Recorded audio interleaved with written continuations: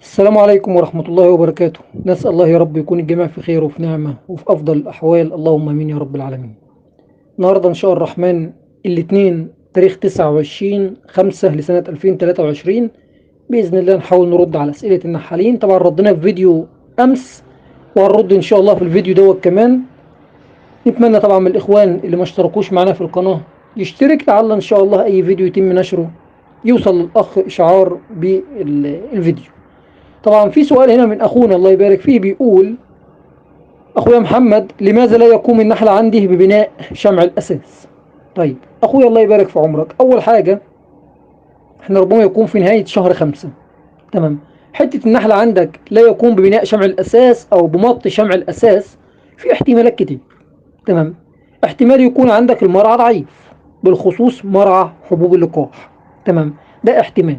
الاحتمال الآخر يكون الكثافة النحلية داخل الخلية، تمام، مش بالقدر الكافي أو مش في احتياج إن هي تضيف أساسات شمعية. تمام، ده احتمال آخر. في احتمال ثالث الله يبارك فيك، إن يكون جودة شمع الأساس سيئة. تمام. فطبعا انا اديتك الاحتمالات وانت تشوف ايه اللي موجود عندك. انا ما اقدرش اقول لك حل قطعي شمع فاسد او ان المرعى ضعيف حبوب لقاح او ان النحل قليل عندك. انت افحص الخلية بتاعتك، شوف اي سبب من الاسباب اللي انا قلتها لك ديت هو اللي مرجح فيها. انا اديتك 3 اسباب، ان شاء الله مش هيخرج عن ال3 اسباب دول. في سبب رابع ممكن تضيفه، وهو ممكن يكون مثلا عندك الطقس سيء، درجات حرارة مثلا مرتفعة، ممكن يكون مثلا أجواء باردة أو مطر. ده احتمال، ولكني يعني أنا عن نفسي أقول الاحتمال ده ضعيف، ولكن برضه حطه في الحسبان. تمام، وشوف الاحتمالات ديت وإن شاء الله هتعرف توصل للسبب. تمام، الله ييسر لك الحال يا رب. في سؤال تاني من أخونا هنا، بيقول إن هو من الجزائر. مشكور أخويا، نسأل الله يا رب تكون في خير أنت وأهل الجزائر. بيقول إن هو وجد بيتين إحلال. بيقول قفزت على واحد وتركت الآخر. بقول بعد بضعة أيام، تمام، واحد منهم لم يكن له أثر نهائي والآخر مفتوح من الجانب ولم أجد أي عذرة. طيب أخويا الله يبارك في عمرك، بخصوص سؤالك على بيوت الإحلال اللي نقدر نقول تم تخريبها أو تدميرها أو نقدر نقول باظت، تمام، في الحالة ديت أنا هديك سببين. تمام، ممكن يكون في سبب من الاتنين دول. أول شيء، لو خلي بالك ركز معايا في الكلام أتمنى ذلك، لو الملكة اللي أنت طبعا قلت بيوت إحلال، لو الملكة الأم داخل الخلية، تمام، ففي احتمال إن هي يكون الملكة الأم مثلا النحل تراجع عن الإحلال وبالتالي تم تخريب البيوت الملكية. ده في حالة إيه؟ في حالة إن موجود الملكة الأم الموقحة. تمام. طب لو الخلية ديت يتيمة مثلا من أسبوع من 10 أيام، لا هنا الوضع يختلف. يختلف ازاي؟ هنا اصبح انك انت عندك لا قدر الله بداية، خلي بالك، بداية تكذيب، وبالتالي اللي ضرب البيوت الملكية ديت واللي خربها هي الشغالات اللي بمعنى اصح هتضع البيض عندك في الايام القادمة، وبالتالي الخلية تخش في تكذيب. تمام. انا اديتك الاحتمالين، انت شوف الوضع عندك بيقول ايه او اعطيني معطيات اكتر. لان البيتين دولت انت بتتكلم عليهم في حالة الاحلال، تمام، اصبح ان الملكة موجودة داخل الخلية ما بتأديش المهام بتاعتها بصورة صحيحة، فبالتالي النحل قال لك نبني بيوت احلال على اساس يخرجوا عذرة اخرى. معنى ان البيوت دي تتخرب او البيوت دي يتم ضربها، يبقى الملكة مثلا النحل تراجع عن التطريد، او ان الملكة نفسها لو مش موجودة من 10 ايام في الخلية، يبقى نقدر نقول عندك بوادر تكذيب. تمام. عامة تواصل معايا على الواتساب، تمام، لعل اعرف منك بعض المعلومات، او لو في حاجة من الاتنين دولت ظاهرة قدامك ونقدر نقول اجابة وصلت لك بصورة كافية، خلاص يبقى الامور صحيحة ان شاء الله. تمام، والله ييسر لك الحال يا رب. في سؤال هنا من اخونا، بيقول اخونا احمد، بيقول ان هو عنده قافور. نعم، ده جاوبنا عليه، السؤال بتاع القافور ده جاوبنا عليه في الفيديو السابق. تمام. في سؤال آخر من الأخ بيقول إن هو ممكن أغذي الخلايا المخصصة لجني العسل في الاضطرابات الجوية يعني عندنا الطقس لما يكون سيء، يعني بيقول مدة أسبوع والخلايا على 13 برواز بالعجينة البروتينية، أخونا الله يبارك فيك، عاوز أقول لك على شيء. خلايا أنت مخصصها تجمع فيها عسل، أو خلايا نقدر نقول داخل موسم العسل، تمام.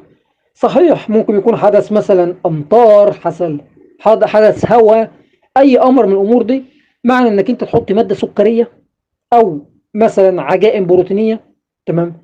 عاوز أقول لك إن هنا يحدث شبهة، أتمنى تخلي بالك من الكلام.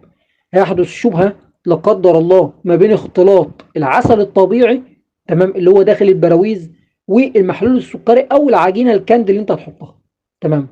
رأيي الشخصي ابتعد عن الموضوع ده، ده رأيي الشخصي. لأن طالما أنت حطيت أي مادة سكرية هتحطها للخلايا في حالة وجود منخفض جو عندك، وعندك عسل طبيعي في البراويز، هيحدث اختلاط ما بين المادتين او المواد السكريه هيختلط على بعضها، واصبح كده نقدر نقول العسل بتاعك هيكون فيه شبهه، تمام. طب نصيحتي ليك ايه؟ نصيحتي ليك وهي، لو انت ما انتش هتفرز العسل ده على انه عسل طبيعي، خلاص في الحاله دي اقول لك والله حط اي حاجه، عاوز تحط تغذيه، عاوز تحط عجائن، حط اللي تحطه. انما ناوي او في نيتك ان العسل ده هتفرزه ويكون عسل طبيعي، يبقى ما تحطش اي ماده، تمام. طبعا الكلام اللي انا بكلمه لك ده في حاله ان الخلايا فيها عسل. طب الخلايا دلوقتي فاضيه خالص، البراويز فارغه، لا يوجد قطره عسل، لا، هنا اقول لك اتدخل وحط في المنخفض الجوي اي مواد سكريه او عجائن، على اساس تعبر لحد فتره المنخفض، تمام. وبعد انتهاء فتره المنخفض تقدر انك انت تتدخل، تمام، سواء تفحص الخلايا او تشيل العجائن دي او ما شابه ذلك. اتمنى يكون الجزئيه دي واصله لك. ما تحاولش تدخل نفسك في شبهه علشان ما ترتكبش الاسم بتاعها، تمام. الله ييسر لك الحال. في استفسار من اخ هنا بيسال، بيقول بالنسبه لتجييش خلايا النحل، بيقول ان هو بيجيش خلايا النحل بطريقه ربما يكون غريبه شويه، ده هو اللي كاتب كده. بيقول في البدايه بقرب خليتين جنب بعض واضل اقوي الخلايا ديت لحد ما ادخل موسم الفيض، وبعد كده اخد خليه منهم بعيد واقسمها واترك النحل السارح بتاعها مع الخليه طبعا الاخرى، وبيقول استفيد من العسل والطرود. وبيقول ما لقيتش مش مشكله في الطريقه ديت بصراحه. بقول لي ايه رايك في الكلام ده؟ طب انا عاوز اقول لك على شيء اخونا الله يبارك فيك. اولا حته انك انت التجييش، اتمنى تركز معايا، تجييش الخلايا ده بيكون قبل دخول الموسم، تمام. بمعنى ايه؟ قبل دخول الموسم مثلا عندي 10 خلايا، بقدم تغذيه سكريه مع المرعى في حبوب لقاح، بأدعم بالتغذيه السكريه، بالتالي الملكات بتنشط في وضع البيض، وعند احتياج الخلايا ديت لأساسات شمعية أو إطارات مبنية بضيف لها، ببص ألاقي الخلايا تبارك الله تقدمت معايا مثلا من 5 براويز، أضفت برواز سادس، أضفت برواز سابع، تامن، الخلايا تقدمت معايا لحد ما يجي عندي موسم الفيض، ما شاء الله يكون الخلية قوية. طب الموضوع اللي انت بتعمله دوت ان بتشيل خلية من الخلية الأخرى، أو بتشيل خلية من جنب خلية، وبتخلي النحل السارح يروح يخش الخلية الأخرى دي، تمام. دي فيها مشكلة لا قدر الله على الملكة داخل الخلية، ومن ثم أنت بتضعف واحدة، بتضعف خلية على حساب خلية أخرى. أنا ما أشجعكش على المبدأ ده، أنا أشجعك على حاجة واحدة، وهي خلية أنت بتجيشها في مرعى حبوب لقاح، اعتني بيها وخليها تتقدم معاك، تمام، واديها التوسع بتاعها. الخلية ما فيهاش تقدم، شوف ايه عدم اسباب تقدم الخلية، ملكة ضعيفة غيرها، فروة لا قدر الله او بعض الامراض حاول تحل المشكلة، تمام. ده باختصار شديد. انما اللي انت بتتكلم فيه دوت انت بتجيش خلية على حساب خلية اخرى، فاهم اتكلم في ايه؟ دي وجهة نظري، تمام، واللي احنا شغالين عليها نقدر نقول، ومعظم الاخوان ما شاء الله شغالين على كده، ان هو عنده 10 خلايا بيجيش ال10 خلايا على اساس يستعد بيهم لموسم، ما بيجيش عند الموسم، تمام، يضعف 5 على حساب 5 اخرين، تمام. الله ييسر لك الحال يا رب.